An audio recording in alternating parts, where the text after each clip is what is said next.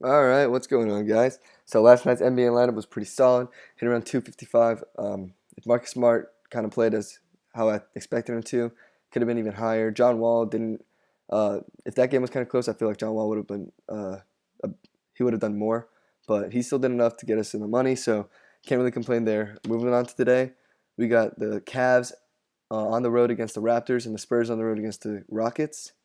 The Cavs and Raptors game has an over-under around 214, and the Spurs-Rockets game has an over-under around 214.5. So right into point guards, starting with James Harden, real simple. I don't think you should play him at 10,900. He's not really worth his price tag. Um, his floor has decreased, and his ceiling I feel like has decreased. In the regular season, if you remember, his price was around 12,000, but he was still hitting like 60, 70 points. Like he was a guaranteed 50. That's not the case anymore. If I saw something, and when Kawhi Leonard was guarding James Harden, he was 0 for 5 with 2 turnovers. So I think you should stay away from James Harden at 10,900, especially because there are better point guard plays on the slate. An example of that is Kyrie Irving. I think he gets around 45 points again. This time he's on the road, but Kyle Lowry might not play, and he should fully take advantage of Corey Joseph if Kyle Lowry doesn't play. And if Kyle Lowry does play, he's still slightly injured, so Kyrie Irving could still take advantage of that. Um, I expect this game to be a little more competitive if Kyle Lowry plays because they're at home. But if they're on the road, watch out for the blowout potential. But either way, I think Kyrie Irving is a great play.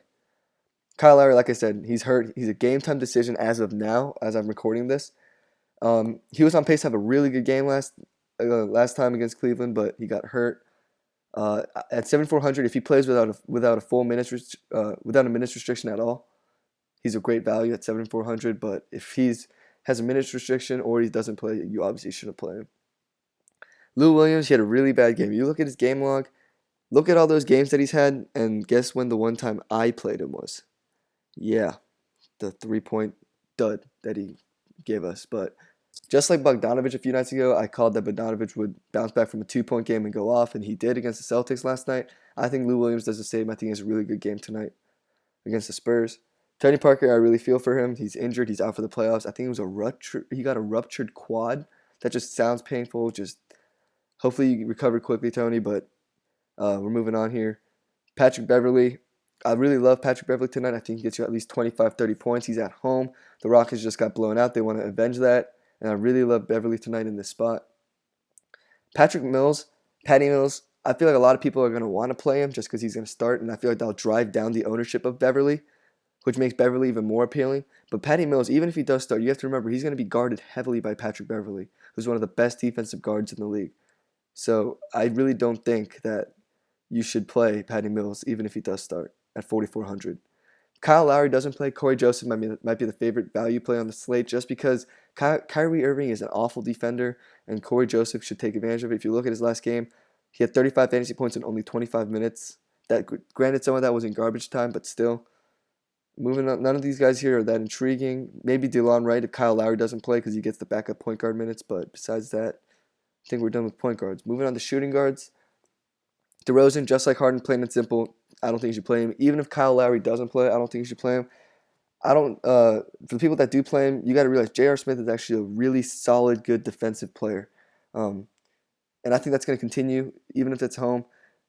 He really, if you look at his series at home, he does better than he has on the road. But better for DeMar DeRozan has been like 36, 37 points in the playoffs. So I don't really like DeMar DeRozan in this spot, especially at 8,000. Eric Gordon. The thing about Lou Williams and Eric Gordon is that Lou Williams has the lower floor but the higher ceiling, and Eric Gordon has the higher floor but lower ceiling. So like Lou Williams could get you anywhere from like 15 to 35, but Eric Gordon will get you that 18 to 25. So Eric Gordon, if you're looking for a safe play, I like Eric Gordon, especially at home. If Kyle Lowry plays, I think Norman Powell's minutes go up, so he's an intriguing play if Kyle Lowry does not play. Danny Green is a very intriguing player for me just because I feel like he gets a little more playmaking duties. So I like Danny Green. Moving on, we got Manu Ginobili. Not a big fan of Manu tonight. Um, Corey Joseph. If Kyle Lowry doesn't play, I already went over him. Play him. J.R. Smith is not someone I'll be targeting players against, but I won't be playing him myself because he doesn't have the high ceiling or the high floor. An interesting player to keep an eye on is Jonathan Simmons. He's had back-to-back 20-minute games. Granted, that both of those games were blowouts, but still, just keep an eye on him. Moving on to small forwards, we got LeBron James at 12,400 here. He's the most expensive option on the slate by far, but I think he's worth it. In playoffs, you have to play LeBron. I don't see how you can't. I think he's a must play every time in the playoffs.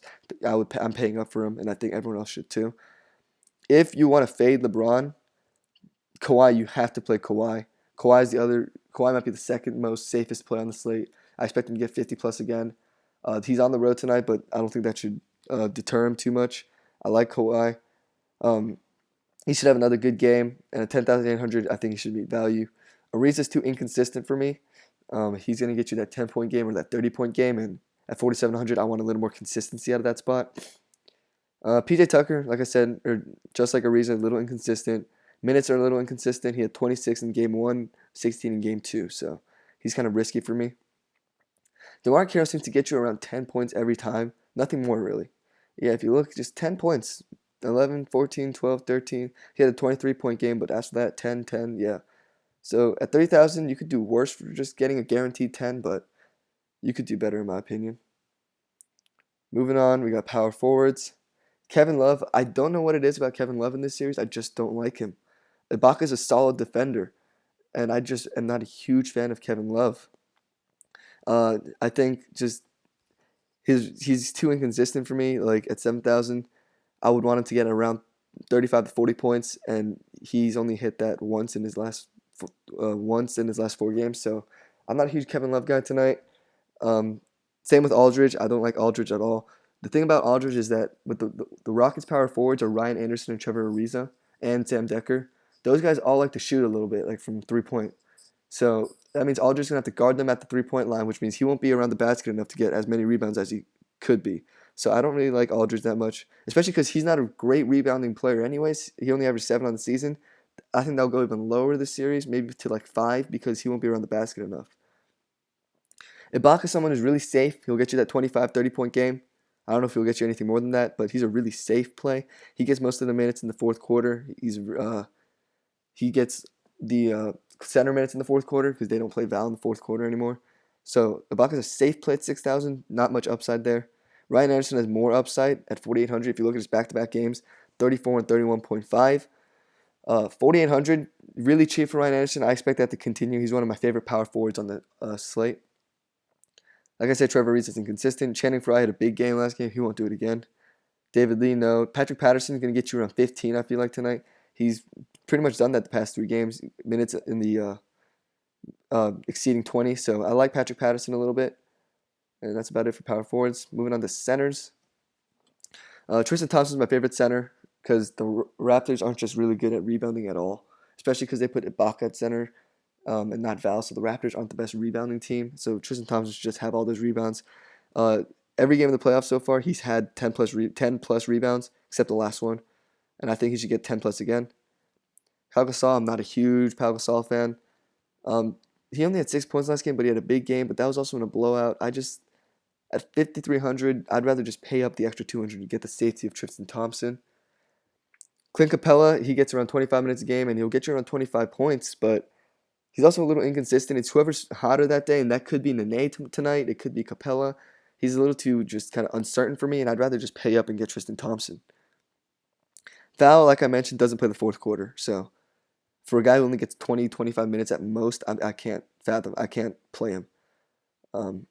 He had a big game last game, but look at that. 23 real life points, only at 29 fantasy points still. So don't like Val. Nene, like I said, him and Capella split minutes, and it's kind of whoever's hotter. If Nene is feeling it, then they'll keep him in more than they'll play Capella. If Capella's hotter, they'll play Capella more than Nene. It's whoever's just feeling it that day. So that situation is kind of too uncertain for me, and I wouldn't be playing either or. Deadman, not a big fan of. Kind of screwed me twice in the playoffs already. I really expected the Spurs to play him a little. He played well when Pau Gasol went down, but Pau Gasol back, I think they just like his offense a little more than they like Dwayne Dedmon's defense, because Dedmon's a pretty solid defender. Real quickly, I want to get into Eddie Tavares. Okay, do not play this man. He's 2,000, which his salary is the base minimum. Do not play him. If you look at his game log, his last game against Toronto, people say, 24 minutes, 31 fantasy points, 6 rebounds, 6 points, 10 rebounds, and 6 blocks. What a steal at 2,000. No. That game was on April 12th. It is May 5th. In about a month, that man has not played a single minute. He has not played a single minute in the playoffs. Do not play Eddie Tavares. He is a trap. I hope people look at that game and say, oh my God, this guy came out of nowhere. We should play him. No, do not play him. Please do not play him. Just take him out of your minds. Do not play Eddie Tavares. So with that being said, I'm going to quickly recap it. Favorite players in point guard are Kyrie, Beverly, Corey Joseph, and Kyle Lowry's out. I love Lou Williams. I like Eric Gordon. I love Danny Green. Corey Joseph again if Kyle Lowry's out. LeBron to me is a must play. If you don't go LeBron, you have to go Kawhi. That's about it for small forwards. Power forwards, love LeBron. Like Ibaka. Love Ryan Anderson tonight. Patrick Patterson's okay. Center, Tristan Thompson is really the only play at center for me unless you want to play Serge at center. But besides that, definitely please do not play Eddie Tavares. So with that being said, guys, thanks for watching. If you watch the video, leave a like, subscribe to the channel, and comment any feedback you have for me in the comment section. So I'll see you guys later.